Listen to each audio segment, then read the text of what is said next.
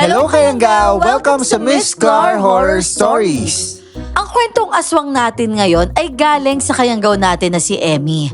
Nagbahagi siya ng nakakatakot na karanasan ng kanyang tiyo Miguel noong 70s pa daw. At nagsimula ang lahat sa simpleng pagtugtog lang sa libing. Pero nauwi yon sa sunod-sunod na kababalaghan. Meron pa daw misteryosong ritual, tapos meron pa daw muling pagkabuhay ng isang sinaunang aswang na tinatawag daw na ikran. At ang aalamin natin sa kwento na to, kung ano ba talaga yung tunay na nangyari dun sa probinsya nila at paano nila hinarap yung panganib na yon.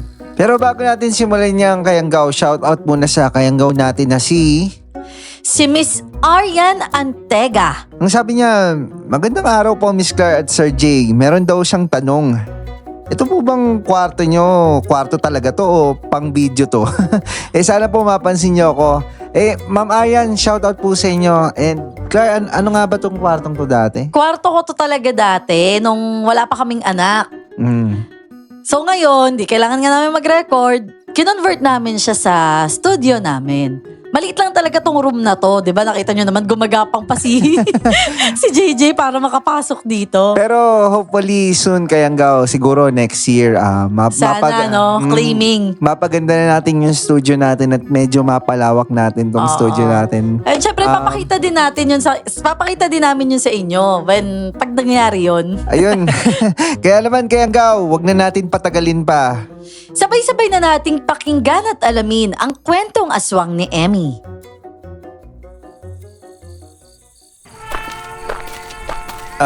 Nay, tumutunog na yung trompeta oh. Di ba bukas pa yung libing ng tatang ni Tio Polding? Malamang. Lasing na naman yung tiyo mo, kaya ganyan. Hindi po kaya may masamang epekto yon? Bukas, Lunes Santo na tapos magingay pa tayo. Meron pang libing. Ang mas masama niyan, anak, kung hindi ka agad may lilibig yung patay. Baka naman pwedeng makalibing na lang ako, Nay oh. Parang nakakatakot kasi tumugtog para sa patay eh. Lalo na't Semana Santa. Baka may mabulabog tayong kung ano-anong nilalang eh. Alam niyo po yun? Ay, naku, tumigil ka nga dyan, bata ka. Mas matakot ka kung pagkatapos ng Semana Santa wala tayong maipambibili ng bigas at saka ulam. Alam mo namang inaasahan pa rin natin yung ibabayad sa atin dito. Nay, wala na nga po tayong maiabuloy kay Tio Polding eh. Babayaran niya pa tayo. Ano namang klaseng kasamahan tayo nun? Tumigil ka na nga, sabi Miguel. Hindi ka nakakatulong sa totoo lang, ha? Sumunod ka na lang sa mga sasabihin ko para wala na tayong pag-aawayan pa. Naiintindihan mo ba yon? Malapit na tayo sa bahay ng Tio Polding mo, oh. Huwag kasi sibangot dyan, ha?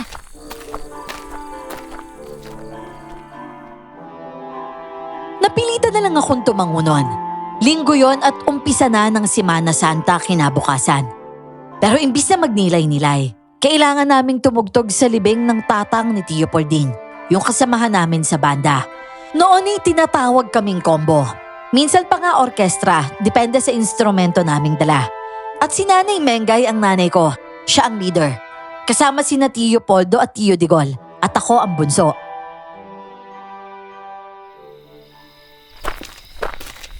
Kasalitan na nga lang kita sa tambol bukas, aawayin mo pa ako. Kung bakante lang ang Tio Elmer mo, hindi talaga kita isasama. Opo na. Naintindihan ko na po. Oh, ayan ha, nandito na tayo. Kita mo na, lasing nga ang Tio Polding mo, oh. Kaya huwag kang makulit ha, huwag kang makikipagsagutan sa kanya, ha? Ang dami pala nilang bisita, nanay, no? Saan kaya tayo papwesto dito kapag natulog na yan mamaya? Ang sabi ni Polding, doon daw tayo sa kubo. Nakalaan na daw yung para sa atin at saka nandun din daw yung mga gamit niya sa pagtugtog. Alika na, lapitan na natin siya. Sige po. Polding, nakikiramay kami, ha? Kadarating lang namin itong si Miguel. Naglakad lang kami Hindi na kasi namin naabutan yung sasakyan papunta dito galing bayan. Nandito pala kayo mag-ina. Maga pa rin naman kayo kahit pa paano. Tara na. Inom muna tayo, Naku naman, Polding naman. Wag na.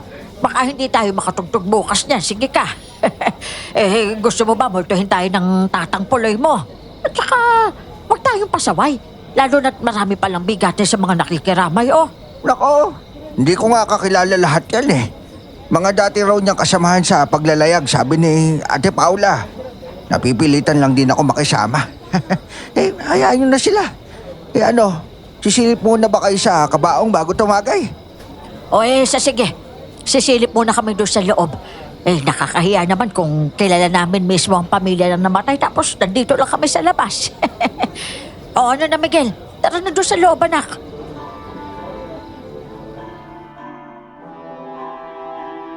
Sumunod nga ako kina nanay sa loob. May nagnonobina kaya naman tahimik kaming lumapit sa kabaong. Pasimple kong iginala ang tingin sa bahay. Pero nang malapit na kami sa ataol, napansin ko agad ang pulang patak sa puting bulaklak sa ilalim nito. At parang nanggagaling mismo sa ilalim ng kabaong.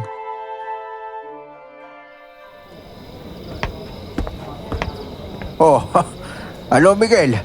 Mukhang mas bata pa si Tatang kaysa sa akin, ano? Hindi naman po, Tio Polding. Abay, ang galingan na nag-ayos sa tatay mo, Pording, ano? Parang natutulog lang siya eh.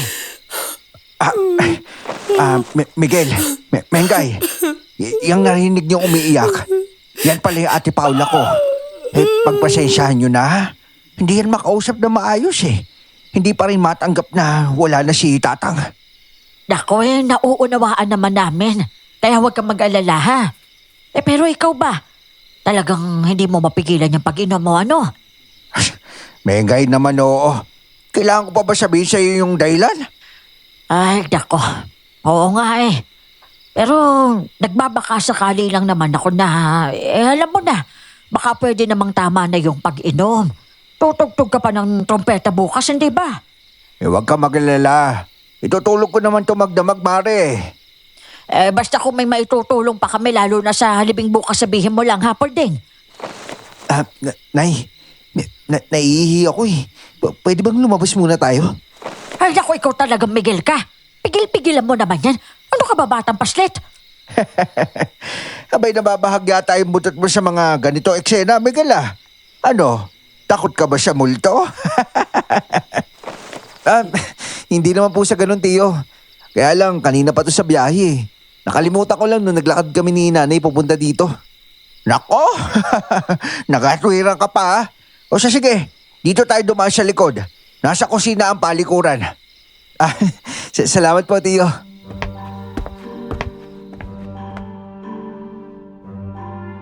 Gumilid nga kami sa mga nagnunubina at sa mga naglalaro ng baraha sa isang sulok.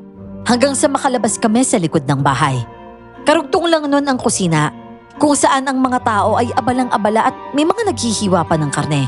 May naghuhugas ng mga plato, may nagsasalansan ng mga baso at meron pang ang nagluluto.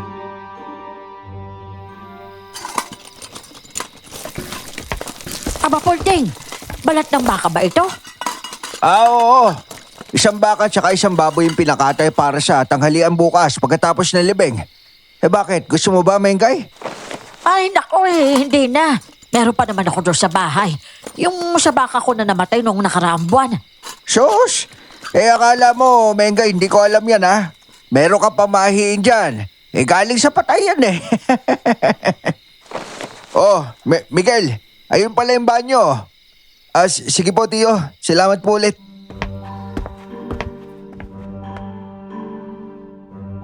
Dali-dali nga akong pumasok sa maliit na silid. Wala pang kuryente noon pero may nakasinding bumbilya kina Tio Polding. Kung paano hindi ko na alam. Lumabas agad ako dahil kinikilabutan ako. Dala ko yun magdamag. Kawayan lang ang higaan namin tapos sobrang lapot pa ng dinuguan sa hapunan at agahan. Pero nang makita ko ang ginhawa ng ate ni Tio Polding bago ilakad ang libing, parang takot na ang buong sistema ko.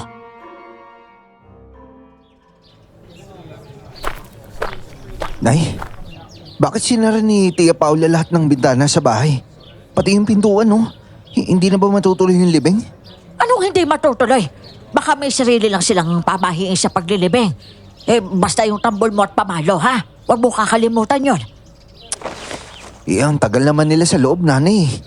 Bakit ba kasi kung ano-anong napapansin mo? Nakukulitan ako sa'yo, ha? Nay, parang pakiramdam ko nakakatakot dito kina Tio Polding talaga eh. Ay, naku, tumigil ka nga dyan. Baka naman mas gusto mong matakot sa akin kaysa sa kung ano-anong napapansin mo dyan.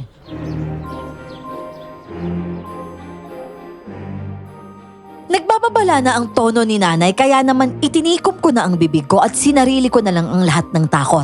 Pati na rin ng kababalaghan na napapansin ko noon. At nang bumukas nga ang pintuan, naunang lumabas si Tio Polding. Inabot ni Tio Digol ang trumpeta at sa unang ihip niya, pumalo na rin ako. Hudyat yon na magsisimula na kami. Ilang saglit pa ay inilabas ng mga lalaki ang kabaong. Umusad kami ng halos 2 kilometro mula sa paanan ng burol. Papunta nga sa sementeryo malapit sa dagat. Pero nang madaanan ng malaking puno ng duhat, sumilong muna ang mga bisita para magpahinga sa tindi ng init. Nay, ang laki ng duhat na to, no? Ilang taon na kaya to? Abay, malay ko naman bata ka. Kung ano-ano talaga napapansin mo eh. Gusto mo ba maging detective? Kung nakapag-aral ka lang ng kolehiyo, siguro yun ang kinuha mo, ano? Nanay naman talaga eh.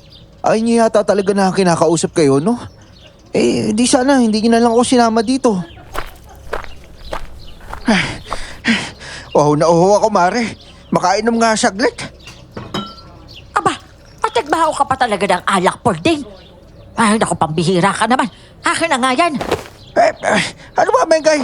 Hayaan mo na nga lang ako. Hindi naman ako mamamatay sa alak eh. Pero malalasing ka ng husto niyan. Nakakahiya sa mga tao. Wala nga akong pakialam sa kanila. Nagluluksa ako, Mengay. At alak yung gusto ko. Yun yung gusto ko sa lamay na to. Saka na nga yan kasi. Kapag tapos na yung libing, alam mo ba yun?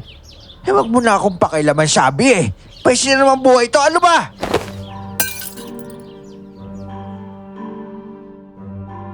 Sa galit nga ni Tio Polding ay imbis na inumin ang alak ay ibinato niya yon sa puno ng duhat. Nagulat ang mga nagpapahinga at nagsialisan sila. Lalapit sana si nanay pero pinigilan ko siya. At sa isang sulok, sinipat ko ang puno at parang namalikmata ko dahil pulang likido ang tumulo mula sa tinamaan ng bote. Hindi puti. Kakalabitin ko sana si nanay noon pero umihip na ng malakas si Tio Polding at tuloy na kami hanggang sementeryo.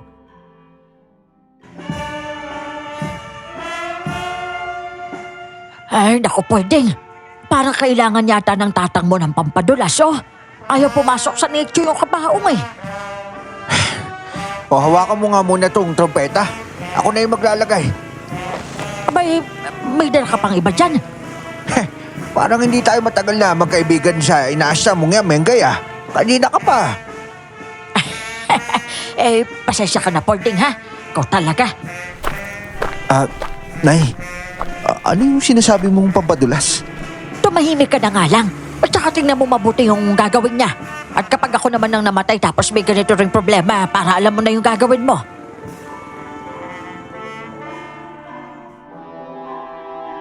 Tinignan ko na nga ng mabuti ang ginagawa ni Tio Polding. Napakunot noo ko nang ipatong niya ang alak sa ibabaw ng ataol.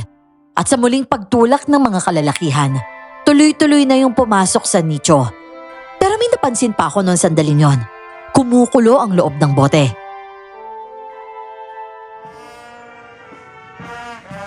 Nay, nakikita niyo ba yung nakikita ko? Ay naku, ikaw lahat na lang napansin mo. Kumuha ka na nga lang ng bulaklak na pabaon doon para makasilong na tayo sa puno ng sampalok pagkatapos. Ang init-init dito sa pwesto natin eh. Pero, Nay. Ay naku, Miguel, huwag mong ubusin ang pasensya ko, ha? Pakiusap lang ha habang nakakapagpigil pa ako.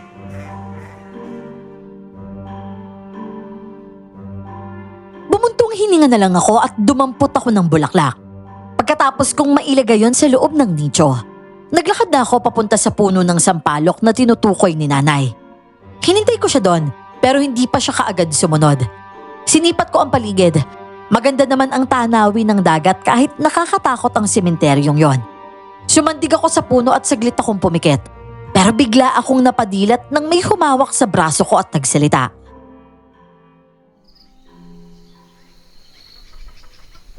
Mag-iingat ka habang nandito ka.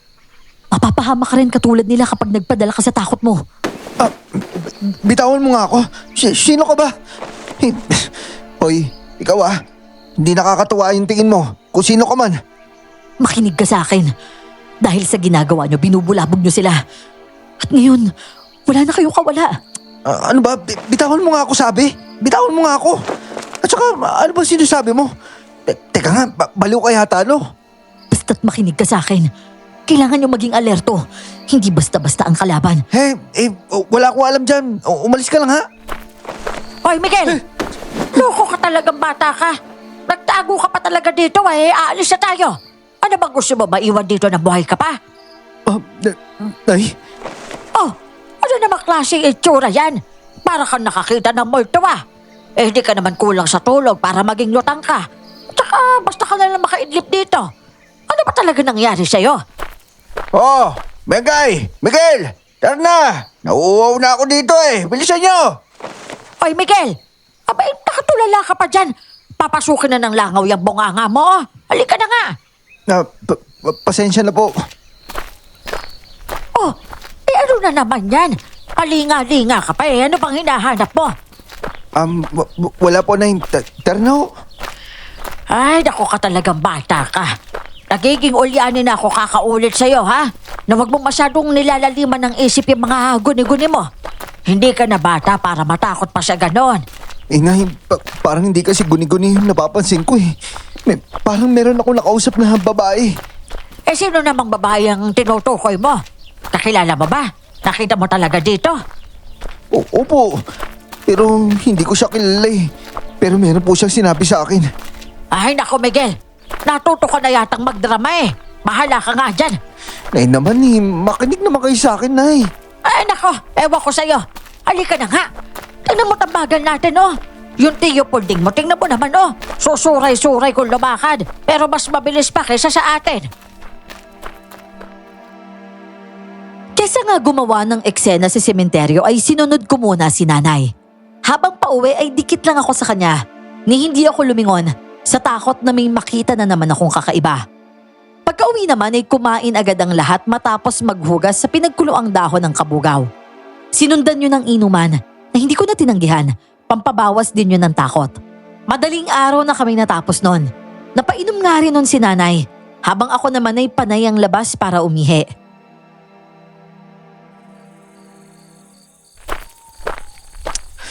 Ano ba yan? Kaya ayoko uminom Aray, nahilo pa ako. Ay, mabuti na lang bukas pa kami uwi. Teka. Parang pula yung bukang liwayway anak na, may anino May sungay. Pero, nasa yung totoong katawan nun? Minadali ko nga ang pag-ihi dahil na naman sa nakita ko. Para rin akong nahulasan sa kalasingan ng mga oras na yon. Pinagmasdan ko pang mabuti ang tumpok ng pananim na tubo kung saan ko nakita ang anino. Inilibot ko rin sa buong paligid ang mata ko, pero wala akong nakita. Nagmamadali na sana akong papasok sa kubo nang may gumulat pa sa akin. Ay, nako talaga. Kayong mga lasing, ha? Kung saan-saan na lang kayo umiihi. Kaya nalalantay yung mga bulaklak ko dito sa hardin Pasensya na po talaga. Nagulat po ako sa inyo Abay, sino ka ba? Parang pamilyar ang mukha mo Ako po si Miguel. Alak po ako ni Mengay. Yung kasamahan po ni Tiyo Polding. Ay, kaya pala parang nakita na kita. At saka manunugtog ka rin pala. At saka lasenggo ka rin pala katulad nila. Ay, hindi naman po masyado. Medyo naparami lang ngayon kasi may okasyon po kayo po, kung hindi niyo po mamasamain, sino po kayo? Ako si Auring. Kababata ako ni Pulding. Ngayon ko lang po din kayo nakita Pasensya na po at nagulat ako sa inyo kanina. Kaya siguro yung galing dyan sa may tubuhan, no? Kaya lang, parang may sungay po yung nakita ko Abay, lintik na batang ito Gagawin mo ba talaga akong... Ay, nako. Si Mana Santa ngayon, ha? Kaya mag-iingat ka. Pasensya na po talaga, Chauring. Baka na malikmata lang po talaga ako. Parang napaglaruan yata ako Ano bang pinaglalaroan niyang sinasabi mo?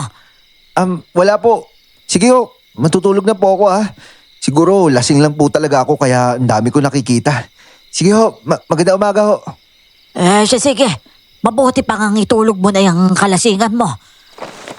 Pero iho, kung may kakaiba kang napansin, lalo na doon sa libing kahapon, kausapin mo ako mamaya, ha? Po? Ano pong ibig niyo sabihin? Basta. Kaya sige na, Matulog ka muna ulit para mahulasan ka. Marami kasi akong gagawin ngayon at saka sa Miyerkules pa kasi pwedeng magwales. Tulungan mo ko ha at mag-uusap tayo. Sige ho. Tulungan ko na po kayo dyan sa bote. Ano po bang Ay, Lola, pasensya na po. Hindi ko po sinasadya na mabasag yung mga bote nyo. Ay, naku ka talagang bata ka. Magdadagdag ka lang ng kalat imbes na makatulong ka eh. Kaya mabuti pang sige na. Doon ka na sa kubo matulog at ako na rito. Sige ho, mamaya na lang po siguro pagkagising ko. Kakwento ko po sa inyo. Naku, wag po sana akong baungutin.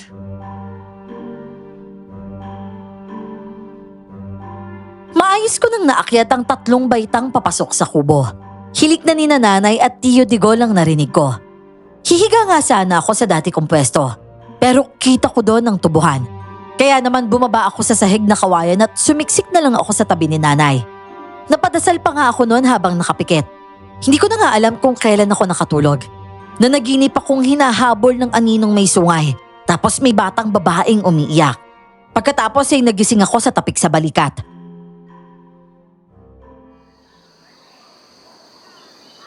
Hoy! Hoy, Miguel! Bumangon ka nga dyan, bata. Kabilisan mo! Choring, kayo po pala. Huwag ka nang tutunga-tunga nga pa dyan. Tia, bakit po? Ano po meron at bumubulong po kayo? Anong oras na po ba? Tanghaling tapat na. Pero kailangan mo sumama sa akin sa bahay ko, ha? Kaya bumangon ka na dyan. Teka nga po, hindi ko kayo maintindihan eh. Ano po ba meron? Oh, Auring! Hindi pa rin ba bumabangon yung anak ko? Ay, naku talaga naman. Nay, babangon na po ako. Nay, ano ba kasi nangyari? Mamaya ka na mag-usisa pagdating kina Auring. Yung bag mo tsaka yung tambol. Bitbitin mo, ha? Bilisan mo.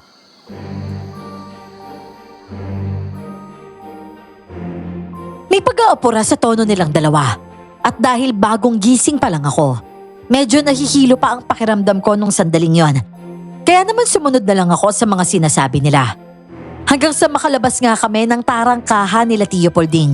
At doon ako nagtanong dahil nakakapagtaka ang katahimikan sa paligid. Nay, di po ba tayo magpapaalam kila Tio Polding? Wala nang tao dyan. Umalis yung magkakapatid. May mahalaga daw silang lakad. Po? Dapat pala may maiwan sa bahay nila kung ganun. O nagpaalam na kayo kila Tio Polding, nanay? Siyempre naman nagpaalam na ako. Ano ka ba? Kaya huwag ka nang usisa dyan. Bilisan mo na maglakad.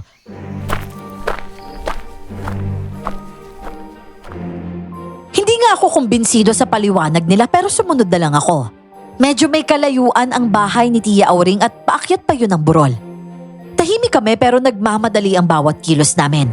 Kaya pagdating namin, ramdam ko na ang kalam ng sikmura ko. Mabuti na nga lang noon at may luto ng pagkain doon, kaya naman lumantak ako agad. Pero habang kumakain kami ni nanay, isiniwalat naman ni Tia Auring ang kinasusuungan naming sitwasyon.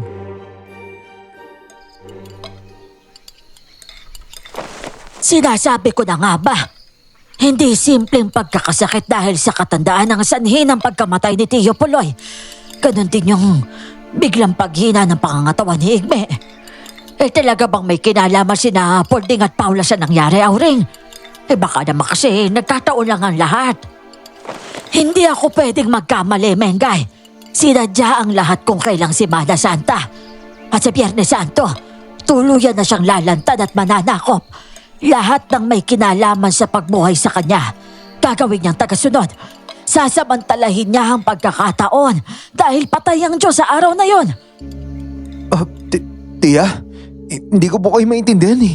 Ano po ba meron? Miguel, anak, patawarin mo ko. Kasalanan ko ito eh.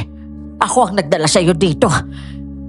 Pero wala rin naman kasi akong kaalam-alam sa balak ni na Polding. Nagugulahan po talaga ako, Nay. Ano po ba talaga yun? Sabihin niyo na kasi. Yung mga pinagsasasabi mong kababalaghan, yung palang mga senyales ng ginagawang pagbuhay sa lahi ng aswang na ikran. Senyalis? Aswang na ikran? Nay, merong aswang dito? Makinig ka sa akin, iho. Ganito kasi yan. Matagal nang alam na posibleng mabuhay ang sinaunang aswang na Ikran sa pamamagitan nga ng pagpasok ng espiritu nila sa mga namatay na o sa may mga malulubhang sakit. Tapos, ngayon po mangyayari yun? Kung kailan si Mana Santa talaga? Tapos may libing tsaka merong sakit? Seryoso po ba kayo? Hindi ko lang talaga natukoy kung kailan, kung saan at sino ang posibleng pasukan. Abala kasi ako kahapon sa panggagamot, kaya hindi na ako nakadalo sa libing. Kaya hindi ko rin nakita ang mga ginawa nila. Paano niyo po nalaman yung tungkol sa balak nila? Saka kaninang umaga lang din naman kayo dumating doon sa bahay nila Tio Pulding, di ba? Hindi kaya nila alam na may alam kayo. Sinabi sa akin ni Pulding na hindi sila magpapatugtog sa araw ng libing. Pero ginawa niya talaga yon. At wala rin daw darating na ibang bisita pero meron pala. Kung wala siyang tinatago, bakit siya magsisinungaling sa akin? Maayos ang trato namin sa isa't isa bago ang komprontasyon kanina. Pero halatang umiiwas na sila sa akin. Umiiyak pa nga si Moymoy dahil gusto ng bata na magpaiwan sa akin. Pero dinala pa rin nila. Tia, para may napapanangginipan akong batang umiiyak talaga eh. Baka yun. Iyon na nga yun, iho. At mukhang hindi lang ikaw ang nakakita ng aninong may sungay. Si Moymoy din pala. Ano? Buhay na ang aswang na Ikran, anak. Binuhay siya sa pamamagitan ng ingay na galing sa pagtugtog natin. Pati na rin dun sa dugo ng mga espesyal na bisita ni Napolding. Yung inalay sa bangkay ng ama niya. Dugo? Ibig sabihin, yun yung napansin kong patak ng dugo dun sa ilalim na kabaong nung sumilip tayo? May napansin pa ako dun sa malaking puno ng duhat eh. Nung binato ni Tio Pulding yung bote. Yung kumukulong alak na papadula sa kabaong, dugo rin po yun? Lahat ng yon ay mga senyales. At ikaw ang nakapuna nun, iho. Ano? Paano naman nangyari na ako yung nakakakita noon? Itiaw ring naman. Nga pala, yung babae sa ilalim ng sampalok, meron di po bang kinalaman yun? Babae. Pero sa pagkakaalam ko, lalaki ang aswang na Ikran. Baka naman Miguel yun yung gumabay sa'yo para makita mo yung mga senyales. Pero nung nakita ko po siya, Nay, sa sementeryo lang eh. Naku, pero oo nga. Parang babala yata yung sinabi niya sa akin noon eh. Magpasalamat ka na lang sa kanya oras na makita mo siya ulit, iho, ha? Sa ngayon ang mahalaga maging maingat tayo at protektado laban sa Ikran. Hindi siya pwedeng makalapit sa atin. Pero ano po ba siya? Ano po ba? Para po siyang demonyo eh. Mukha naman talaga siyang demonyo. Pero may hawig sila sa mga gabunan na may puting buhok. Yun nga lang may mahaba silang buntot na ginagamit para puluputan ng mga biktima nila. At yung katawan nila, bat-bat yun ang marka na siyang pinagkukunan nila ng lakas. Ang mga yun kasi, mga aral na bigay ng gabay nilang engkanto. Kaya nga posibleng hindi lang aswang ang makakalaban natin, Miguel, kundi pati na rin engkanto. Ano? Paano naman natin lalabanan yun? Ayoko po mamatay. Uwi na lang po ako na yun. Nanlumo ako sa nalaman ko. Hindi pala kami basta pumunta doon. Para pala kaming kinuha ng aswang. Naisip ko ngang sana umuwi na lang kami pero sabi ni nanay, mas mapapahamak pa ang pamilya namin kapag sinundan kami. Kaya naman pansamantala ay tumuloy kami kina Tia Auring, yung albularya sa baryo na matagal nang nagbabantay sa pagbabalik ng Ikran. Naniniwala si nanay na maililigtas niya kami. Lumipat ang magdamag na tahimik pero pagbalik niya kinaumagahan, may dala siyang masamang balita.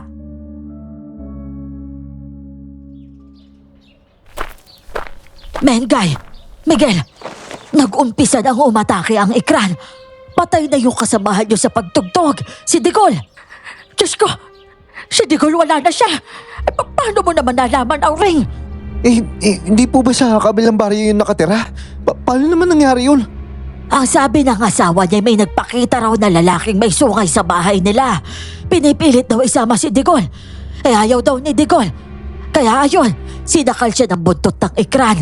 Ibinitin sa ere hanggang sa hindi na makahinga. Pero yung asawa tsaka anak, ayos lang po ba? Ayos sila kung ayos. Pero ikaw ba naman ang makakita na pinapatay sa harap mo yung asawa at ama mo? Magiging ayos ka pa ba nun? Diyos ko, Auring, Ano nang gagawin natin yan? Sigurado akong isa sa mga araw na to tayo naman ang papakitaan ng aswang na yun. Pero, Tia, akala ko po ba Biyernes pa mabubuhay yung sinasabi niyo, Ikran? Bakit nandyan po siya ngayon? Sa tingin ko'y masyadong naging malakas ang ritual na ginawa nila kaya ganon. Kailangan kong bumisita kay Igme ngayon. Masama kasi ang kutob ko. Ay, nako. Pero wag naman sana. Hindi ba't si Igme yung magtutuba na kaibigan ng tatang ni Polding? Hindi nga lang siya nakasama sa libing dahil may sakit daw, sabi ni Polding, hindi ba? Oo. Nasa bahay nga niya ako magdamag noon. Kaya wala rin ako sa libing. Siya yung ginamot ko. Tia, alam niyo po ba kung sino yung makakatalo sa aswang na yun? Matatalo ang Ikran kung may lalaban sa kanyang isang kakaibang nilalang. Pwedeng engkantong katulad ng nagbigay ng lakas sa kanya. O di kaya naman isang diwata na mas malakas. Di maghanap tayo ng ganun. O kaya magtawag. Ayoko pong kunin ako ng aswang ha. Kayo po, wala po ba kayong kakilalang diwata o engkanto na pwedeng tumulong sa atin? Albularyo po kayo, di ba? Ibig sabihin, nagpapakita o may lumalapit po sa inyong ganun. Sigurado po ako. Pero hindi kasi lakas ng kailangan natin ng gabay ko, iho. Kaya pasensya ka na ha. Pero si Igme, kaya nga rin ako nagtsatsagang gamutin siya dahil alam kong dati na siyang nailigtas ng isang diwata nung mahulog siya sa nyog. Kung ganun po, sasama po kami ni nanay sa inyo. Teka lang anak ha. Yung babae kayang nagpakita sa'yo, baka naman posibleng diwata rin yun.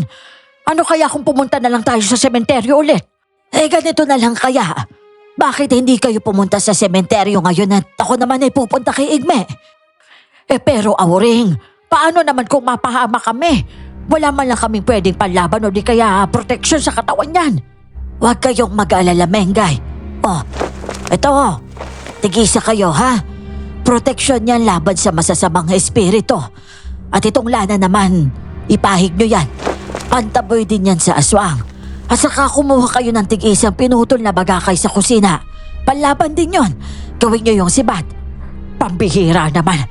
Isa pa naginip, hindi ko naisip na may aswang pala dito kina Polding. Wala naman siyang nabanggit sa akin eh. Kung hindi naman siguro bigla ang namatay ang tatay nila tsaka masyadong dinibdib ni Paula. Hindi sila basta masasangkot sa ganitong sitwasyon.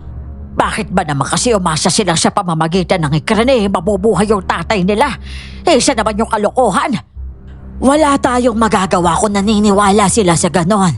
At hindi naman sana magiging problema yun kung hindi sila nananakit o namimilit ng mga tao para lang maging kasapi nila. Tama po kayo, Tia. Kaya hindi talaga ako papayag na mangyari yun. Kahit magkamatayan dito. Teka lang naman sandali anak. Pwede bang pumunta muna kina Digol kahit saglit lang? Wala na tayong maitutulong sa kanya ngayon, Mengay. Ang dapat nating pagtuunan ng pansin kung paano makakaligtas laban sa Ikran. At yun ay ang makahanap tayo ng malakas na kakampi.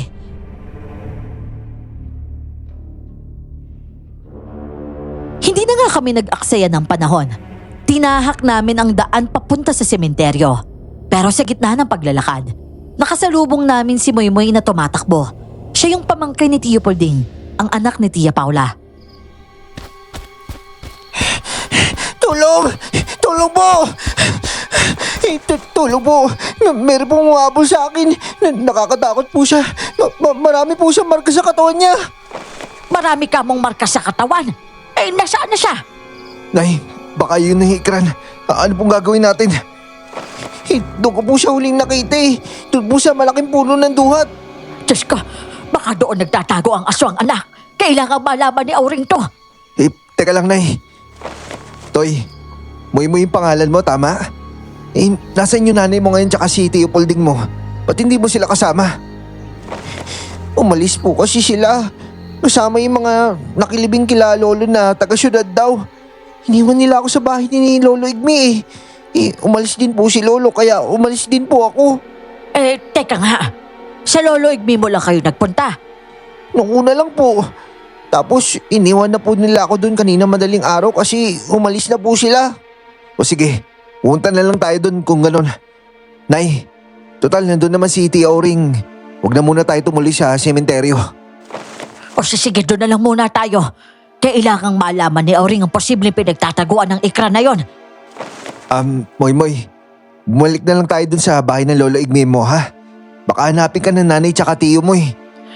Pero Moy iho, hindi kasi namin alam ang daan papunta dun eh. Kaya ikaw na ang bahala ha. Sige po.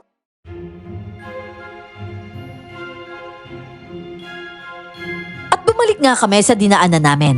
Pero habang naglalakad kami, napapaisip ako at ibinulong ko naman yun kay nanay. Nay, naisip niyo ba? Si Lolo Igme yung pinuntahan nila Tio Polding tapos may sakit siya at kaibigan siya ni Tatang Puloy.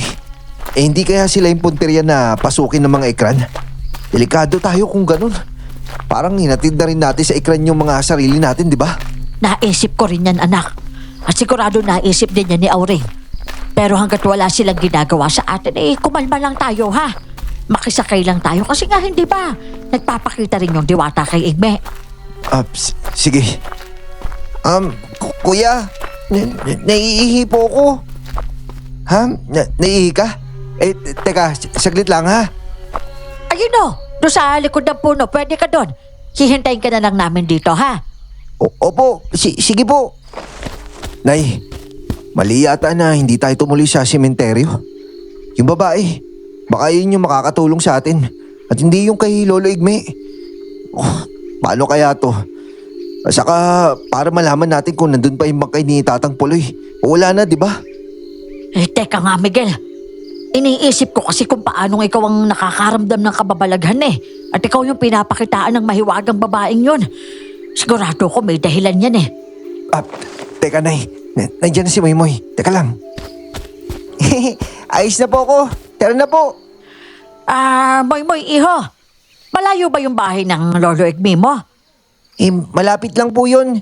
Kasi iba po yung dinaanan ko eh. Hindi ka ba natatakot na umalis ka mag-isa, Moy? Ayun tuloy, merong humabol sa'yo. Nang hindi siya kaagad makasagot ay lalo akong nagduda. Kaya nagpaalam din ako na iihi ako saglit. Pumunta ako sa likod ng isang nyug pero imbis na umihi, nagpagala-gala ang paningin ko. Bumuntong hininga ako at mahinang nagsalita.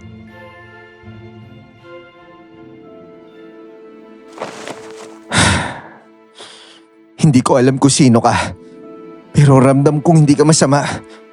Kaya kung sakaling nakikinig ka sa akin, baka matulungan mo kami. Baka ikaw yung hinahanap namin kakampi. Tulungan mo naman kami oh. Miguel! Miguel anak! Bilisan mo nga dyan! Nandiyan ako, Nay. Sige ha. Aalis na kami. Sigurado akong alam mo naman kung saan kami matatagpuan ko sakali. Nahanap mo nga ako sa sementeryo, di ba?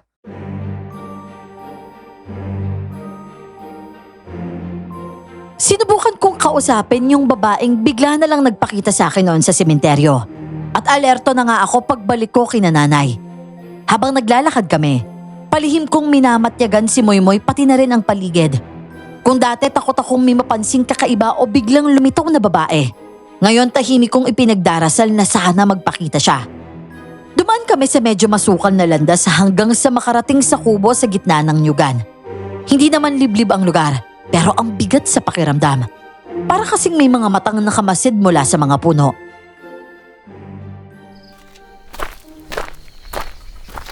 Ito po yung bahay ni Lolo Igme. Saglit lang po tatawagin ko lang po. Saglit. Hindi ba may sakit si Lolo Igme mo? Wala na po sakit si Lolo. Kaninang umaga nga po, makit na siya sa puno ng nyug para manguha ng tuba. Ang tiya Auring mo, baka nandito rin siya eh. Kasi pupunta dapat siya dito kanina pa. Titignan ko po ha. Lolo Igme! Lolo Igme, nandyan po ba kayo? Hoy, bata ka! Nandito ako sa likod ng kubo. Nag-aayos ako ng mga alagayan na suka. Pumarito kayo! Ayun, tara po sa likod. Alam niyo po, sobrang asim talaga ng mga suka ni Lolo Igme dito.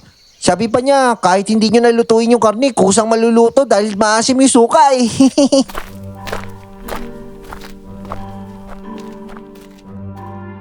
Sumunod nga kami sa kanya at doon namin nakita ang matandang medyo nakukuba na at tila hirap na sa pagsalin ng mga tuba sa mga lagayan. At ang sumulyap siya sa amin, saka pa lang niya tinigilan ang ginagawa. Oh, sino yung mga kasama mo? Magandang araw ho. Ako si Mengay, kaibigan ho ni Polding. Kaya siguro yung nabanggit niya na mag-inang kasama niyang tumutugtog, ano? Kami nga ho yun. Pero si Auring ho na albularya yung sadya namin sana dito. Nanggaling na ho ba siya dito? Ay, si Auring. Naku, nakalis na siya kanina pa. Kinamusta lang naman ako noon. Nakita naman niyang ayos yung kalagayan ko. Kaya umalis na rin siya. Parang nagmamadali nga siya eh. Ewan ko ba doon sa babaeng yun? Bigla naging kakaiba yung kilos niya. At saka, eto. Alam kong umiinom kayo. Kaya alam kong hindi niyo ako tatanggihan. Oh, Ay naku pasensya na ho kayo ha. Medyo hindi pa kami nahuhulasan sa ininom namin nung libing eh. ay, nako naman. Nung isang araw pa yata yun eh. Nakatulog na kayo kagabi, sigurado ko. Oh, dali na oh. Oh, eto naman sa'yo iyo. Oh, kayo naman talaga. Parang kalahating garapon lang naman yan. Sige na, magbigay niyo na ako. Lo, pasensya na po talaga. Huwag yung iinumin yan. May gayuma yung tuba na yan. Mula sa kung saan ay sumulpot yung babae, hinablot niya ang garapon na hawak ko pati na rin yung kay nanay. At basta na lang niyang ibinuhos ang laman ng mga yun sa lupa.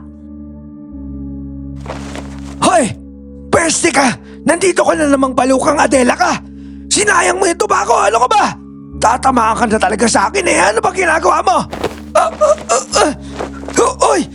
Ano ba ginagawa mo sa akin, lalaki ka? Bitawan mo nga yung kamay ko! Tatagpasin ko yung kamay ng baliw na yan eh! Mawalang galang na po. Pero hindi naman yata tama na papatay kayo na isang baliw. Habay namimihasa yung baliw na yan eh! Palibasa, hinahayaan pakalat-kalat dito! Kaya namemerwisyo talaga! Akmang huhugutin ni Lolo Igme ang itak sa tagiliran niya. Pero naagapan ko ang kamay niya. Nagtago naman sa likod ni nanay ang babae. Ay naku iha, tama na yan ha. Hindi magandang nagsasabi ka na ganyan sa matanda. Lalo pat wala ka na mapruweba. Hindi ako baliw! Hindi ako baliw! Kayo ang kampo ng demonyo, mga aswang kayo! Ba't ayaw mo pa talagang tumigil ha? Aswang talaga siya! Aswang siya! Ay! Ay! Bumalik ka dito! Tatapusin talaga kitang baliw ka! Wisit talaga. Bumipitik na naman yata yung batok ko. Aray ko! Lo, anong nangyari sa inyo? Wala. Ganito lang talaga ako kapag nagagalit. Sumasakit yung batok ko. Ay, nako. Ang nagagawa talaga ng katandaan. Ay, nakakatakot talaga, alam niyo yun? Yung hindi mo alam tapos isang araw, wala ka na pala sa mundo. Parang hindi pa ako handa sa ganun eh. Pero nag-iba na yung pananaw ko ngayon. Pero Igme, hindi na kami magtatagal kung ganon ha. Teka lang. Saan nga ba kayo ngayon umuwi? Nabanggit sa akin ni Polding na basta na lang niya kayo iniwan sa bahay nila. Nakitulog muna kami kay Auring kagabi. Uuwi na nga sana kami pero may nangyaring masama sa isa naming kasamahan sa pagtugtog. Kaya ayun, kaya hinahanap sana namin si Polding. Para naman magkasama na kami pumunta doon sa kabilang baryo. Pasensya na kayo ha. Nagkaroon kasi ng emergency si Paula kaya kita niyo naman di ba? Pati yung anak niya iniwan niya sa akin. Sige na. Aalis na kami ha. Baka nakaka-istorbo na kami sa inyo eh. At saka baka hinahanap na rin kami ni Auring. O siya sige. Basta mag-iingat kayo sa daan ha. Hindi naman siya tinatakot ko kayo pero kung may babae kayong makikita sa daan katulad ni Adela, wag na wag kayo basta magtitiwala sa ganon. Mapanlin lang yung mga yon. Hindi nyo lang talaga alam. Siguro naman nasabi ni Auring sa inyo na delikado yung mga susunod na araw. Sige na. Salamat sa paalala ha. Aalis na kami.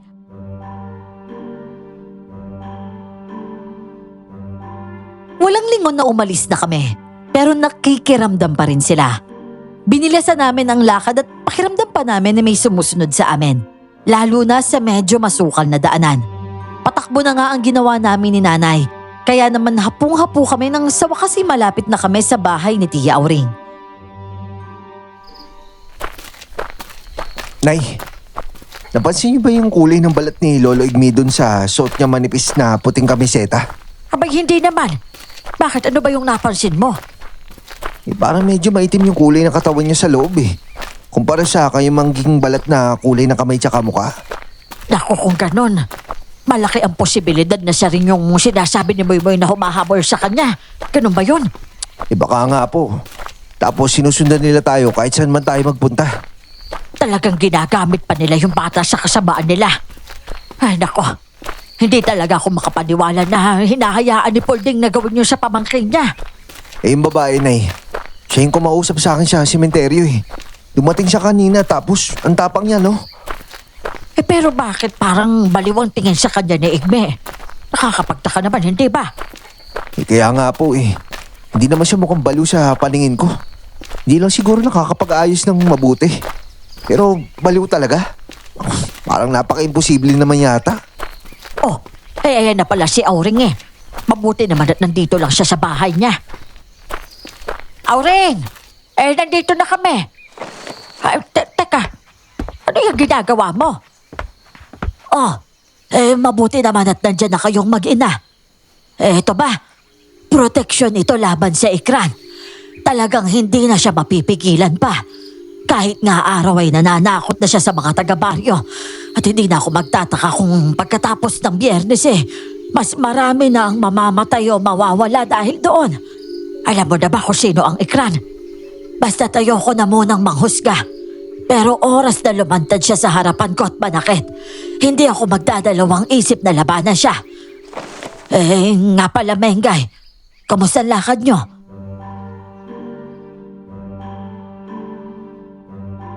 Kaagad nga naming ikinuwento kay Tia Auring ang nangyari habang nagtatanghalian kami. Halata ang dismaya niya sa pagtrato ni Lolo Igme kay Adela. Hindi raw kasi yon ang dating ugali nito bago nagkasakit. Kaya naman lalo siyang nagduda sa totoong pagkatao niya. Lumipas na naman ang gabing puno ng tensyon, pati na rin ang umagang mabigat sa dibdib.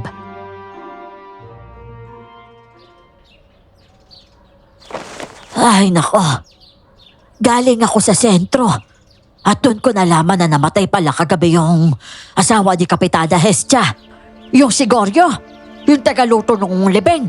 Diyos ko naman, ano ba nangyayari dito? May katigasan din kasi ang ulo ng Goryo na yun eh.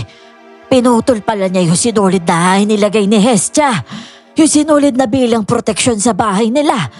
At saka, hindi siya naniniwala na may nabuhay ngang aswang. Yan kasi ang problema sa atin eh. Hindi maniniwala hanggat walang nakikita pruweba. Maano ba naman yung mag-ingat at saka magtulungan para maging ligtas ang lahat, hindi ba? Buti po sana, nanay, kung lahat ng tao parehas natin mag-isip. Itignan niyo nga po si Tio Polding. Tama ang anak mo, Mengay. Yun pa ngang mismong malapit sa inyo ang may malaking posibilidad na magpapahamak sa iyo kung tutuusin. Medyo masakit kang isipin yun eh. Hindi ko na lang dinidibdib. Pero habang tumatagal, lalo talagang bumibigat sa kalooban. Ako nga rin po, nay. Hindi ako makapaniwala na kaya ni Tio Polding yun. Tapos ayan na nga, namatay pa yung isa sa mga kasama natin. Nangyari na ang nangyari. Pero may magagawa pa tayo para hindi tuluyang magtagumpay ang kasamaan. Kaya halina kayo, tulungan niyo ko sa mga ipamimigay nating proteksyon.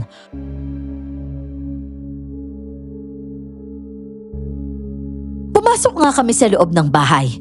Pinapwesto niya kami sa birha. Pagkatapos may kinuha siyang isang bungkos ng murang dahon ng nyog. Ipinatong niya yon sa pagitan namin ni nanay at bumalik siya sa silid niya. At paglabas niya ulit, may bitbit naman siyang isang balde. Sa loob nun ay pulang sinulid na tila ibinabad sa mga dahon at sa kung ano-ano pang sangkap.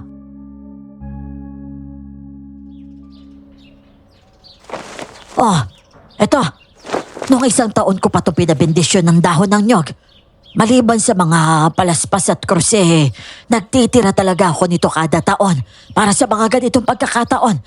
Oh, eto, tulungan niyo akong gumawa ng krus, ha? O, sige, marunong naman ako niyan eh. Kahit papano, si Lorna, gumagawa rin kasi nito. Ito na lang po sigurong sinulid sa akin. Tia, ano po bang gagawin dito? Magrolyo ka niyan, iho, ha? Tansyahin mo lang ang haba. Mga 20 pa siguro kada maliliit na rolyo. Ang mahalaga dyan, magkasya sa isang ikot ng bahay. O kahit putol-putulin, basta mahaba pa rin. Ayos na yon. Tao po! Tao po! Pwede po ba makainom ng tubig? Abay, sino ba ito? Oh, Adela, ikaw pala yan. Naku halika, pumasok ka rito. Nay, nandito na naman siya. Kausapin ko na kaya. Abay, ikaw anak. O sa palagay mo siya ang hinahanap natin. Ano yan? Anong ginagawa nyo? Ito? Nagro-rolyo ako ng sinulid. Protection laban sa mga aswang to. Yan. Ano naman yan? Yan. Dahon ng nyug yan na ginagawang krus ni nanay. Bakit? Gusto mo tumulong sa amin? Oh, eto ang tubig, Adela, ha? Uminom ka muna bago ka tumulong kung gusto mo. Salamat po. At saka huwag kang gala ng gala ngayon. Alam mo bang may aswang na rin gumagala? Aswang po? Si Lolo Igmi na yun eh. Eh kung siya nga yung aswang, may patunay ka ba? Hindi po magtatagal mag-iibang anyo na yan. Kasi magtitipon-tipon na yung mga sinakop niya. Tapos magbabahi-bahi sila para manako pa. Adela, seryoso ka ba sa sinasabi mo? Yung mga babala mo sa akin sa sementeryo, totoo bang lahat ng yun? Oo, totoo yun. Dati ko pa nga sinasabi kay Lolo Igmi yun eh. Pero baliw yung tingin niya sa akin. Yung pala, gusto niya palang maging aswang. Pero sana magbago pa siya, no? Sila ng mga kasamahan niya. Eh bakit ba kasi sa kanya ka lumapit at hindi sa akin, Adela? Aalis na po ako Salamat po sa tubig. Ipagpatuloy niyo na lang po yung ginagawa niyo. Saglit lang! Saglit lang! Dali-dali nga akong tumayo at sinundan siyang mabilis na lumabas ng bahay. Nung una hindi niya ako nilingon, kaya naman binilisan ko pa ang paglalakad at hinarangan ng daanan niya. Hanggang sa masukol siya sa dulo ng palayan, dun sa ilalim ng puno ng kasoy. Huwag mo kang harangan yung dinadaanan ko. Teka lang. Alis ka na lang ng alis kasi basta eh. Alam mo naman kailangan namin ng tulong mo. At saka baka nakakalimutan mo, ikaw yung una nagparamdam sa akin doon sa sementeryo Nagbigay na ako ng babala, di ba? Pero wala naman nakinig sa akin. Tapos ngayon lalapitan niyo ako? Ano? Teka nga lang. Bakit ba ikaw tong parang galit sa amin? Alam mo, kung may problema ka sa tao, doon ka sa mismong gumawa nun sa'yo magalit. Hindi sa amin na nadamay lang kami. Pasensya ka na ha. Naglalabas lang naman ako ng sama ng loob eh. Naalala ko kasi yung mga taong una kong pinagkatiwalaan dito sa mundo nyo. Sila pa yung mga kumalaban sa akin ngayon. Ayos Naglalabas din pala kayo ng sama ng loob. Kayo mga kakaibang nilalang. Kahit hindi kami ordinaryong nilalang, may damdamin din naman kami. At hindi nyo kami gugustuhin magalit. Parehas lang naman tayo ng sitwasyon kung ganun eh. Pero kung hindi kami katulad nyo, ano na lang yung panlaban namin? Kahit habulin namin si Tio Palding tapos sisihin, hindi na nga siya nagpapakita eh. Ang totoo niyan, yan din talaga yung dahilan kung bakit sa'yo ko nagparamdam. Alam ko kasing biktima lang kayo ng nanay mo sa ginawa niya. At alam kong may busila kang puso, Miguel. Ibig sabihin, Adela, diwata ka nga. Tumango siya sa akin noon. Kung sa ibang pagkakataon siguro o kung nung bata pa lang ako, baka kumaripas na ako ng takbo sa natuklasan ko. Pero laking pasalamat ko na nung mga panahong yon, ang takot kong maging alipin ng aswang o ang posibilidad na mamatay kami, yon ang nagpalakas ng loob ko. Basta't ipagpatuloy niyo lang yung ginagawa niyo. Sa araw ng pagpapakita ng aswang, doon lang ako pwedeng tumulong at makialam. Basta sabihin mo yan kay Nanay Auring. Sige, aasahan namin yan Pero, teka nga lang. Bakit baliw ba yung tingin ni Lolo Igmi sa'yo? Kung ikaw nga tong diwata na tumutulong sa kanya, ba't ganun? Dahil lang kasakiman sa kapangyarihan. Yung takot na mawala sa mundo ng mga tao. Yun yung dahilan nila kung bakit kumapit sila sa itim na kapangyarihan. Imbis na tanggapin yung tulong ko. Paano mo sila tutulungan? Sa pagtuturo sa kanilang makita na maganda pa rin yung mundo. Kahit na may karamdaman o may nawalang mahal sa buhay, na hindi nagtatapos ang lahat kung may sakit ka.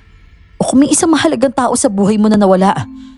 Dahil sa huli, kanya-kanyang panahon pa rin naman ang pagpanaw ng tao, di ba?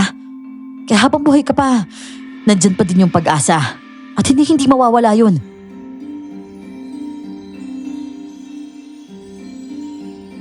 Habang patagal nga ng patagal ang pag-uusap namin ay hindi ko mapigilan ang sarili kong humanga sa kanya. Hindi ko man napatunayan nung una na nakakabighani ang mga diwata. Sa huli ay kusa pala yung lumilitaw. Pero sa realisasyon kong yon, saka naman siya nawalang parang bula sa paningin ko.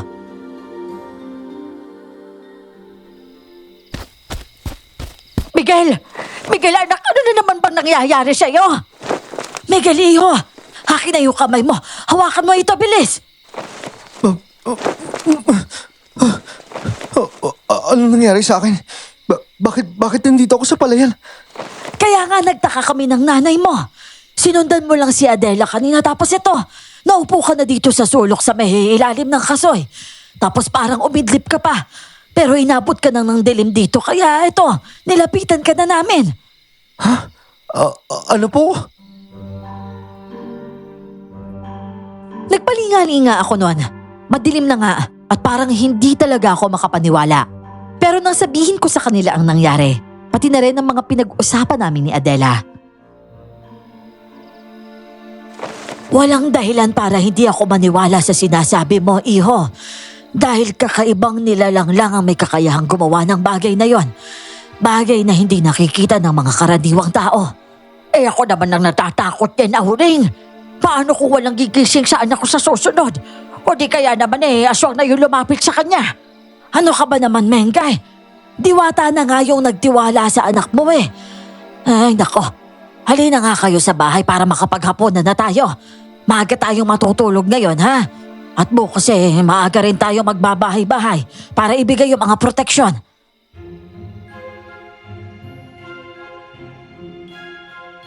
Kinabukasan habang nagbabahay-bahay kami ay may bago na namang balita ng pagkawala.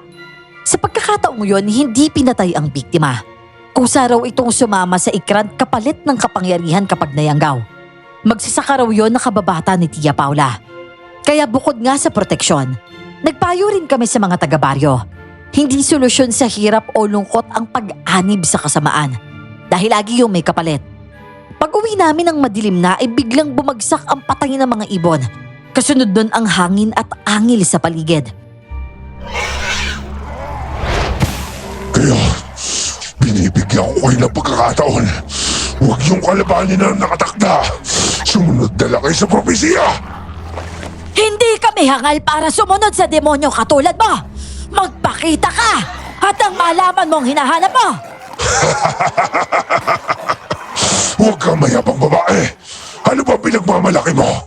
Wala akong oras sa mga katulad mo. At wala rin kaming balak magpasakop sa'yo. Kung sino ka man, layon mo kami! At kung talagang matapang ka, hindi mo na kailangan ng ibang tao o buhay para patunayan yan. Kaya aminin mo na lang, aswang. Isa ka lang manggagamit at mahinang nilalang. Hindi totoo yan. Manda kayo!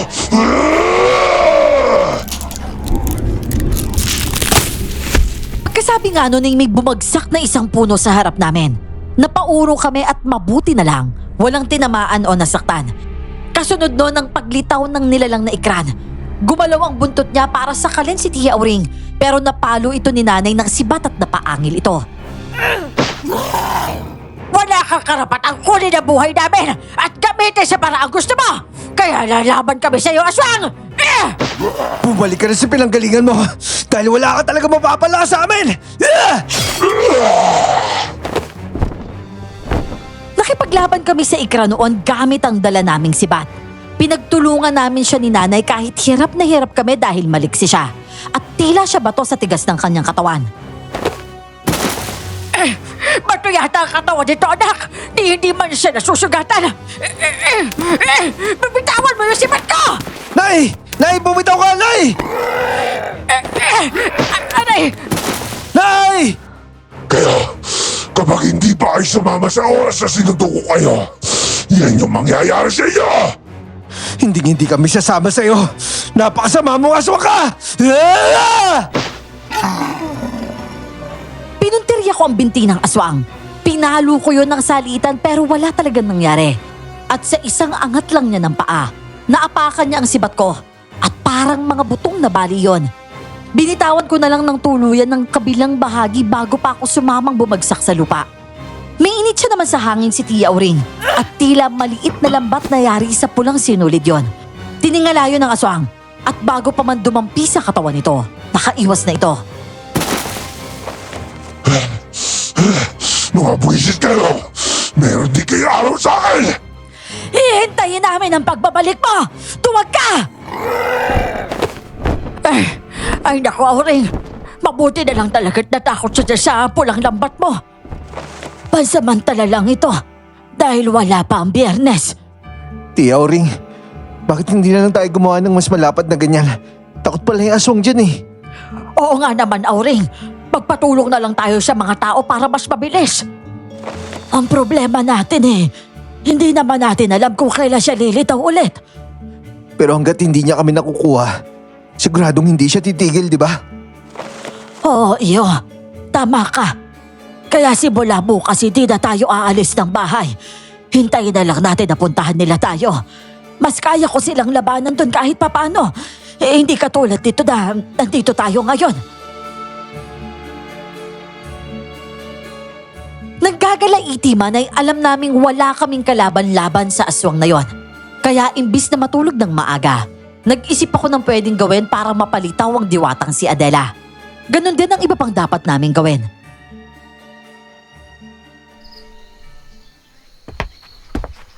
Tia Auring, hindi ba kayo nag-aalay sa diwata o mga engkanto?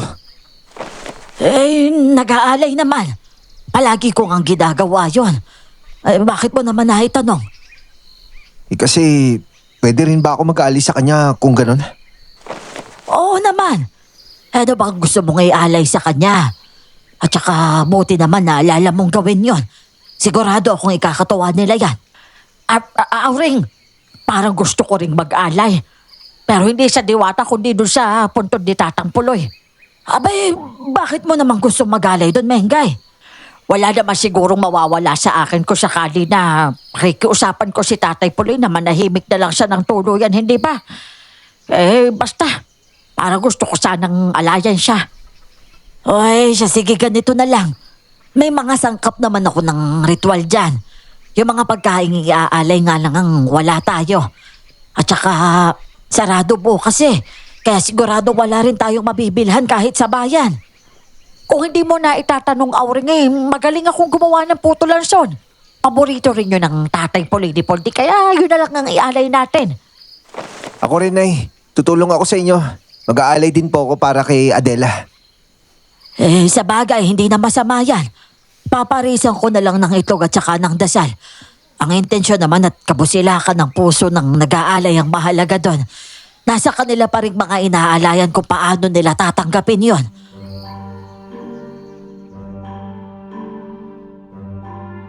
Dahil maaga pa naman ang mga oras na yon ay gumawa nga kami ng puto lanson gamit ang dilaw na balinghoy ni Tia Auring.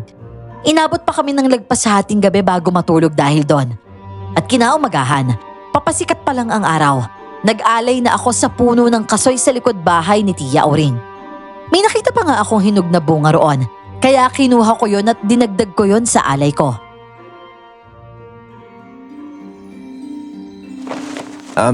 Adela, pagpasensyahan mo na yung mga yan ha. Hayaan mo, oras na makauwi kami, aalayan kita ng sariwang isda. O kung anong gusto mo. Basta sabihin mo lang kapag nagpakita ulit sa amin ha.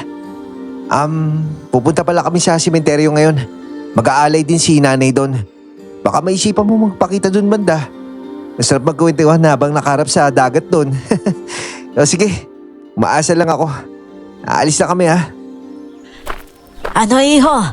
Ayos ka na ba doon sa pag-aalay mo? Abay, nilagyan mo pa talaga ng hinog na kasoy, ano? Ayos na po ako doon. Salamat po sa tulong nyo, Tia Auring ha.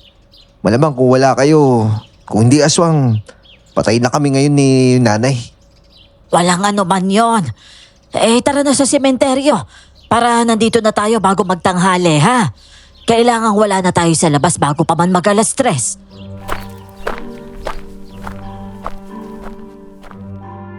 Maganda ang panahon ng umagang yon. Wala ring bigat na mararamdaman nang muli kaming dumaan sa bahagi kung saan namin nakaengkwentro ang aswang.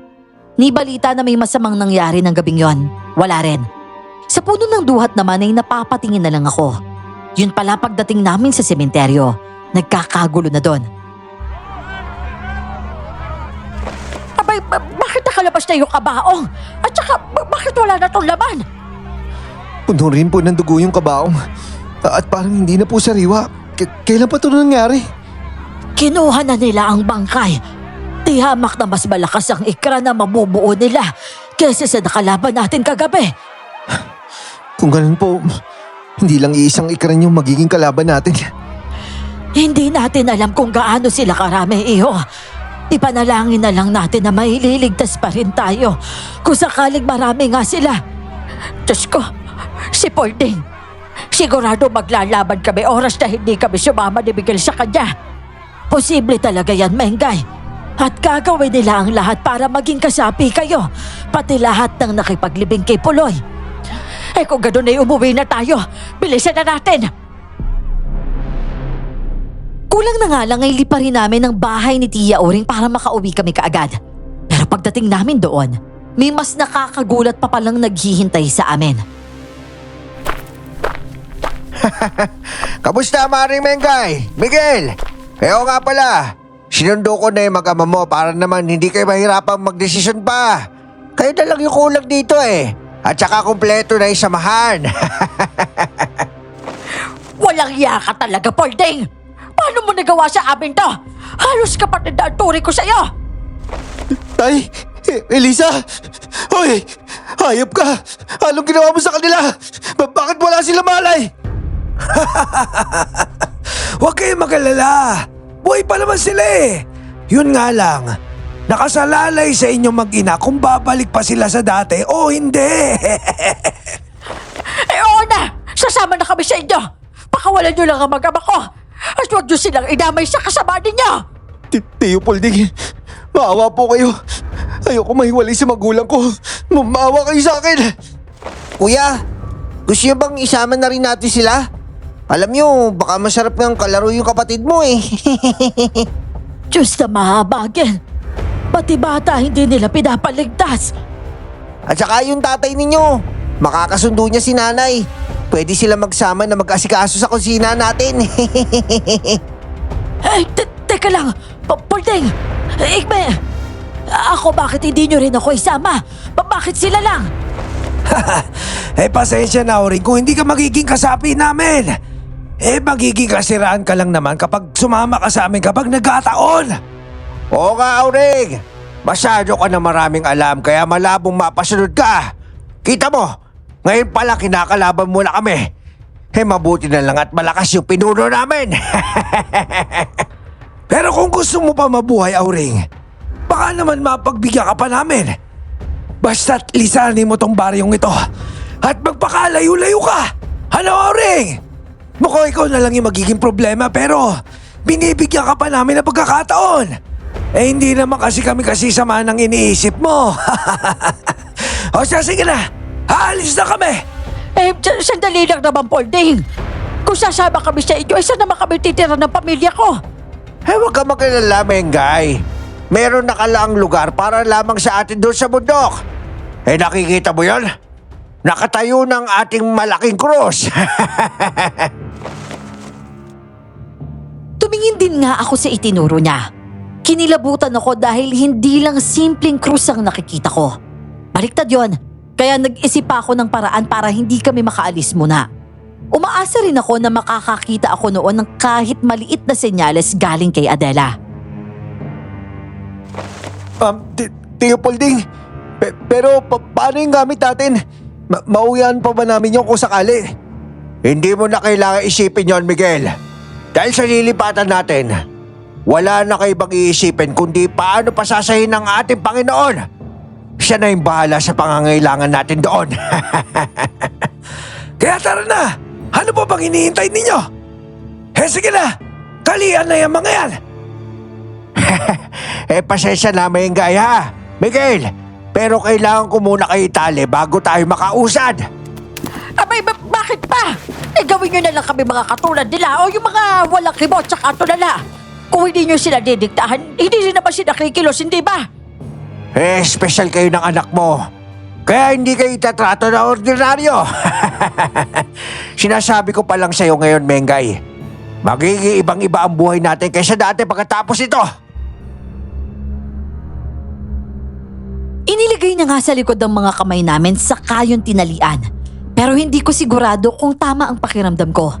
May matalim kasi na bagay na inilagay si Tio Polding sa palad ko. Sa kanya yun kinuyom at nag-umpisang magtali. Ganun pa man, para naman niya akong itinulak paglayo niya. At nang subukan kong galawin ang mga kamay ko, natigilan ako dahil maluwag yon. Higbe, tara na! Umalis na tayo! Paalam, Auring. Siguro ganito na lang talaga ang kapalaran namin. Pasensya ka na, Mengay. Wala akong nagawa para iligtas kayo. Papatawarin niyo ako. Tia Auring, Huwag ka lang tumigil sa pagtawag sa itaas iyo. Dahil naniniwala pa rin ako kaya natin ito. Oh, tama na yan, tama na yan! Ano ba naman yan? Sasama na kami sa inyo, Polding. Kaya gisingin niyo na ang mag-ama ko. O, sige na! Lapitan niyo na sila! Sakto ang paglapit namin ay nagising sila. Pero tulad ng iba, wala silang emosyon. Gumagalaw pero parang mga robot.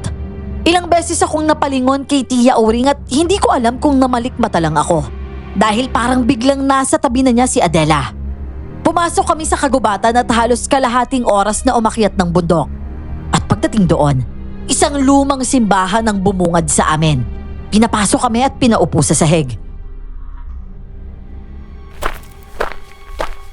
Oh, makinig kayo. Dito muna tayo pasamantala ngayong gabi. Bukas na bukas, magtutulong-tulong tayo na gumawa ng sarili natin tahanan. Wala kayong gagawin ngayon kundi magpahinga. At mamayang 3:00, masasaksihan niyo yung muling pagkabuhay ng ating pinuno. Naintindihan niyo? Sabay-sabay naman silang sumagot ng opo, maliban sa amin ni nanay. Naiiyak kasi siya habang yakap si tatay. Sa Elisa naman, nasa tabi ko lang. At siguro dahil na rin sa pagod kahit pilitin ko mang dumilat, pikit na pikit pa rin ang mga mata ko. Nagising lang ako sa biglang pagkakagulo at madilim na pala nun. Oh, gising na at lalabas kayo. Oras na para masaksihan niyo ang pagbangon ng ating pinuno. Ganito ba talaga ang gusto niyong mangyari, Igme? Yung gutumin kaming lahat. Nagpapatawa ka yata, Mengay. Hindi mo ba napapansin na ikaw lang yung nagrereklamo sa gutom? Pero huwag kayong maglala. Meron na mga hapunan para sa atin lahat mamaya eh. Magtiis-tiis muna kayo. Nay, ayos ka lang ba? Ayos pa naman ako, anak. Pero sana lang maitawid ko pa ang magdamag. Nanay naman, nandiyan pa naman si tatay eh. At saka si Elisa. Saka nay, sa tingin ko, parang may binabalak yata si Tio Polding eh. Anong ibig mo sabihin? Meron siyang binigay sa akin na maliit na patalim kanina. Nilagay ko sa palad ko. Tapos niluwagan niya yung mga tali ko. Ganun ba? Diyos ko, sana naman hindi pa tuloy ang nalalaso ng kasamaan yung utak niya. Lintik na yan! Kayo mag-ina! Hindi pa rin kayo tumatayo! Abay, pinapasakit nyo talaga yung ulo ko ha! Huwag nyo sagarin talaga yung pasensya ko! Abay, kung hindi lang dahil kay Polding, pinatay ko na kayo ngayon!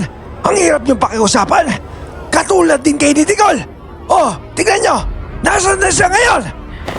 Ikaw ang pumatay kay Digol! Ikaw din ang ikra na humarang sa amin noong nakaraang gabi! Oo! Ano ngayon? Lalaba kayo? Huli na ang lahat. Kaya ako sa inyo. Maging masunurin na lang kayo. Sige na! Lumakad na kayo papunta sa labas! Nauubos na talaga yung pasensya ko! Hinabol nga namin sila na palabas na. Nakapila kami noon sa tapat ng malaki ngunit nakausling krus. At sa ibaba nun, may luma pero malaking upuan na yari sa kahoy. Napalunok ako at parang masusuka nang makita kong nakaupo roon ang bangkay ng ama ni Tio Polding. Nasa tabi rin nito sina Tia Paula, Moymoy at Lolo Igme.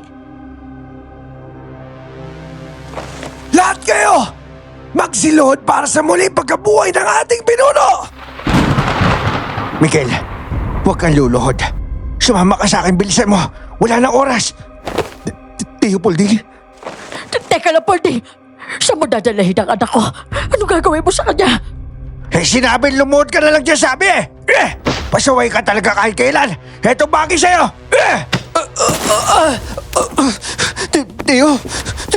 Tio, nasasakal mo ako. Bitawan niyo ako. Sinabi na bilisan mo eh. Pati ikaw, masisipahan na rin kita. Huwag ka na makulit. Opo, pasensya na po. Naglakad nga kami palapit sa krus. Pagdating doon ay may nag-abot sa akin ng tambol. Habang si Tio Polding naman, trompeta. Tinawaan niya ako hudyat na magsimula na. Humihip siya at pumalo ako at sinundan ko ang tono hanggang makuha ko yung tugtog ng patay. Lumakas ang hangin.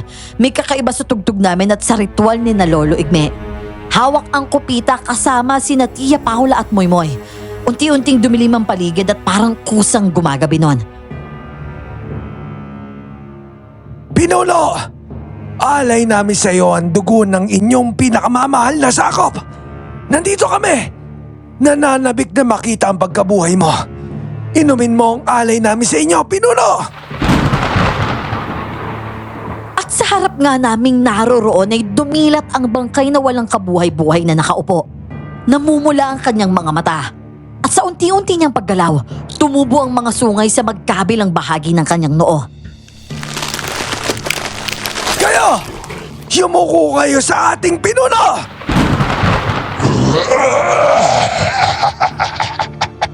Sa wakas, nakabalik na rin ako! Miguel, kain na. Kalagahan mo na yung sarili mo. Pero Tio Polding, paano po si nanay? Ano pong mangyayari sa kanila? Hindi ko alam, Miguel. Pero umasa tayo na may darating na tulong. Alam ko hindi magpapabaya si Auring. Po, alam po ni Tia to. Oo. Alam namin ito na nanay mo. Maliban sa'yo. Paano? Hindi na nga niya nasagot ang mga tanong ko. Dahil mula sa isang bahagi, may kabayong dumating at sakay nun si Tia Auring. Nagpaikot-ikot ang takbo ng hayop sa lahat ng naroroon at tila may isinasabi siya. Ilang saglit pa, tila may nagliliwanag na tali na nakapalibot sa lahat, maliban sa amin na nasa harap. Tatanggal na rin sa wakas ang tali sa mga kamay ko. Hindi maaari! Anong ibig sabihin nito? Yapastaran! Anong karapatan mo sirahin yung pagtitipon namin? Tio, paano naging pinunong ikran nyo? Yung tatay nyo, si Lolo Puloy, hindi ba yun yung nakalibing? Si Ate Paula. Siya may pakanan ng lahat, Miguel. Nalaman ko lang mismo nung araw ng libing. Kaya pala giniit niya magsinungaling ako kay Auring. Pero hindi niya alam. Nakaabang lang si Auring at yung diwata na yun noon pa. Ako lang pala talaga yung walang alam dito. Patawad, Miguel. Kailangan kasi ng isang binatang busilak ang puso para magpakita yung diwata eh. Pero nalaman namin yun nung magkwento kay Tia Auring mo nung umaga. Kaysa naman maduwag ka at lalo pang maging problema ng nanay mo, itinakagon na lang namin sa iyong plano. Ako, paano kung hindi umubra yung plano nyo? Pero umuobra, Miguel. At buong buhay ko pinagpapasalamat sa ito. Maililigtas ko si ate. At saka si Moymoy sa kasamaang pinasok nila. Magtatampo pa nga sana ako dahil pakiramdam ko noon ay niloko at ginamit nila ako. Pero siguro nga tama ang diwata sa pagpili sa akin. Dahil nabaliwala ko ang pagtatampong yon at mas pinili kong tumulong. Habang ang pinunong ikran, galit na. At doon na nga nagsimula ang pagwawala ng aswang. Nanlumo pa ako noon nang maging sina Tia Paula at Moymoy. Nag-iba na ng anyo. Isa-isa nilang sinasaktan ang mga tao roon. Ang mga ikran gamit ang buntot nila, nakakakuha ng mga tao mula sa pinrotektahan ng tali. Samantalang ang mag-ina, maliliksi ang kilos, nilulundag lang ang mga tao at kinakalmot at kinakagat rin nila. Puntahan mo na ang nanay mo, Miguel! Bilisan mo! Ito ang tabak at gamitin mo panlaban! Sige po, Tia. Pero darating po ba si Adela? Nandito na siya, pero lumalaban pa sa engkantong gabay ng mga ikran. Nakikita mo ba yung liwanag na yun sa ibabaw ng krus? Mga bola po ng liwanag. Oo, sila yan. Kaya kailangan nating gumawa ng paraan para hindi tayo maumos bago pa siya lumitaw. Opo, sige. Miguel, sa likod mo! Anong... Umalis ka sa likod ko! Umalis ka sa likod ko, bata ka! Huwag mo akong pilitan sa ka! Hindi ako bata. Malakas ako kasi aswang ako. Kaya kita patayin. Ito sa'yo. Yung balikat ko! Ibinagsak ko nga ang likod ko sa lupa nang wala sa oras para makawala siya. Pero pagkabangon ko, nakakapit na siya sa isang binti ko. Sinipa ko siya pero nahuli niya ang dalawa kong paa at padapa na naman ako bumagsak. Hinila pa niya ako pero nang makakapit ako sa isang mataas na damo, mabilis akong gumulong kaya bumitaw siya. Bumangon ako at dinampot ang tabak. At sa muli niyang pagsugod, hinataw ko na siya noon. Tinamaan ko siya sa braso at umiyak siya dahil doon. At pagkatapos nga noon, sinakal ako ni Tia Paula at inikutan naman ako ng bata. Pero may lalaking aswang na lumapit sa amin at namukaan ko siya. Tiyo Polding! Angil lang ang isinagot niya sa akin at sa lakas niya ay bit-bit niya palayo ang mag-ina. Doon marahil nakita ng pinunong aswang na ikra ng nangyari. Kaya naman napansin na niya ako. Sino ka para ipagtanggol ni Polday? Ako lang naman yung taong ayaw na maging kasabi mo. Kami na po pamilya ko. At ang mismong anak mo. Hetong sa'yo! Walang tigil ako sa paghataw ng tabak sa katawan niya. Pero ilag lang siya ng ilag. At kung matatamaan ko man, para lang akong tumataga ng bato. At sa minsan niyang pag-ikot ay naapektuhan ako ng buntot niya. Hanggang sa mabitawan ko nga ang patalim at napuluputan na niya ng buntot ang buong katawan ko. Halos hindi na ako makakilos noon. Napatingala na lang ako sa lumalaking liwanag sa itaas.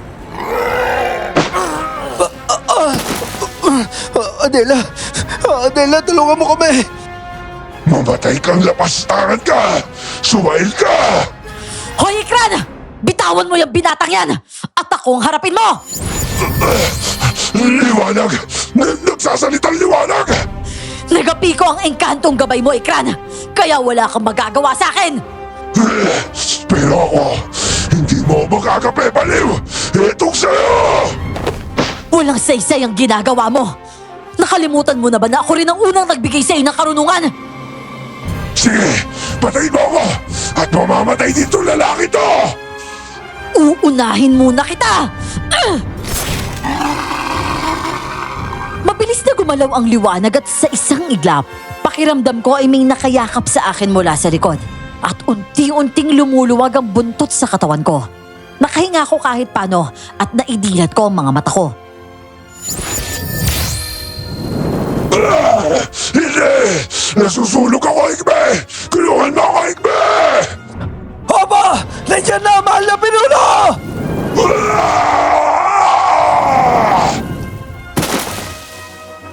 Dalawang buntot na ng Ikran ulit ang pumupulupot sa akin. Painit ng painit naman ang pakiramdam ko na akala ko sasabog na ako. Adela, anong nangyari sa akin? Huwag ka matakot, Miguel. Pumikit ka lang. Pagtiwala ka sa akin. Hindi naman ako mamatay, di ba? Diyos ko, gusto ko ba makasama yung magulang ko tsaka kapatid ko? Taimtim nga akong nagdasal habang nakapikit. Pakiramdam ko umaangat ako sa lupa.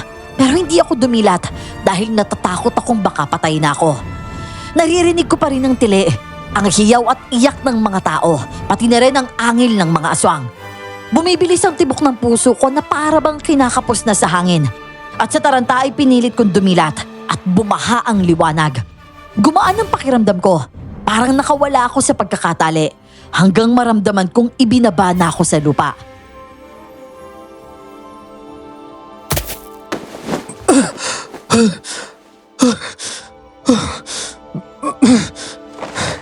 Nandito ka lang sa tabi ko, anak. Huwag ka mag-alala, hindi ka namin iiwan. Ang sakit ang buong katawan ko, Nay. Huwag kang mag-alala, Miguel. Babalik na tayo sa dati. Napatay na ni Adela ang mga aswang. Patawad sa inyo lahat. Kailangan pa madamay kayo para matahimik ang pamilya ko. Patawad talaga.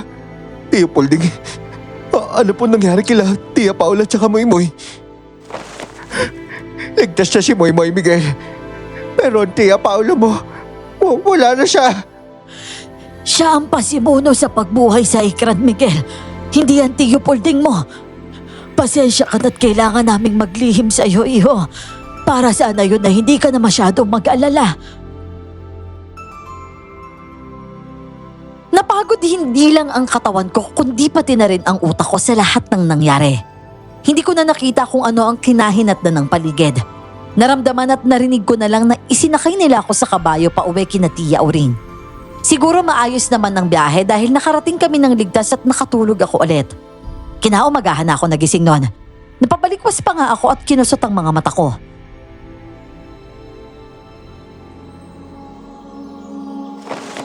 Adela, ikaw ba yan? Oo naman Miguel, ako to. Bakit hindi ka ba naniniwala? Porque ba mas malinis na ako ngayon, hindi na ako to? Ano ba to? Panaginip na naman ba? Totoo. Baka mamaya... Ano ka ba? Totoo na to. Pakinggan mo nga yung ingay sa labas. Naku, Auring ha? Baka mamaya yayain niya yung anak namin na sumama sa kanya. Naku, hindi ako papayag sa ganun. Nag-iisang lalaki ko ito si Miguel eh. Ay, naku, tumigil ka nga dyan, Mengay. Nag-uusap lang yan. Ano bang akala mo sa anak mo? Sobrang gwapo na mabibighan niya ang diwata sa kanya. Abay, bakit naman hindi? Sa tindig pa lang ng anak ko gwapong-gwapo yan. Uy, Mengay, hinaan mo nga lang yung boses mo. Ako ang nahihiya kay Adela niyan eh. Anak ng sinanay naman talaga. Oh. Nakakahiya talaga. Adela, pasensya ka na ha. Tara, sa labas na nga lang tayo. Pero, sandali lang Miguel. Adela, bakit? Miguel, aalis na ako. Pero bago yon, gusto kong magpasalamat sa tulong mo. Sa lahat ng sakripisyo mo, para hindi maging matagumpay yung pagbabalik ng lahi ng Ikran na aswang. Humanga talaga ako sa tapang mo. Dahil hindi ka nagpadaig sa takot. Gusto ko pa kasing mabuhay ng matagal sa mundo eh. Yung normal kahit mahirap, kahit hindi perpekto. Basta masaya, alam mo yun? At dahil dyan, naniniwala akong hahaba pa yung buhay mo dito sa mundo. At alam mo Miguel, sana marami pang katulad mo. Mag-ingat ka sa araw-araw ha? Oo naman Adela. O paano? Alis na ako ha? Teka, bintana yan. Dito yung pinto oh. Paalam Miguel. Hanggang sa muli natin pagkikita.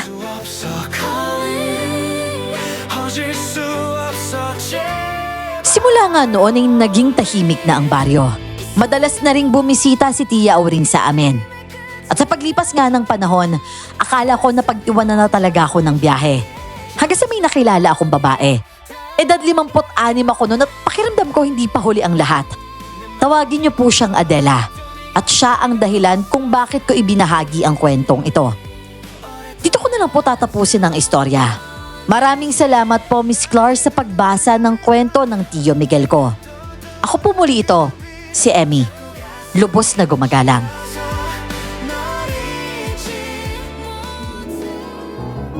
Yun. Grabe, ang ganda naman ng kwento ng May love tiyo life mo. na naman na nabuo. Ang ganda naman ng kwento ng tiyo mo, Emmy. Yun. Comment Grabe. kayo kung nagustuhan niyo rin yung kwento ha. Pero anyways, Kayanggaw, anong masasabi niyo sa kwento natin ngayon? Nag-enjoy ba kayo? Comment down lang below kung ano masasabi niyo sa kwento natin. Kung gusto niyo rin ba ng Frenny na diwata? Sobrang solid nung no action din, no. Talagang napakaganda talaga. Ayun, anyways, Kayanggaw, subscribe din kayo sa mga hindi pa nakasubscribe kasi 35% pa yung hindi nakasubscribe sa atin. And syempre, please, pakilike din yung video. Yeah, and follow din kayo sa Facebook natin, Miss Claire Horror Stories with blue check. Yon, next time ulit.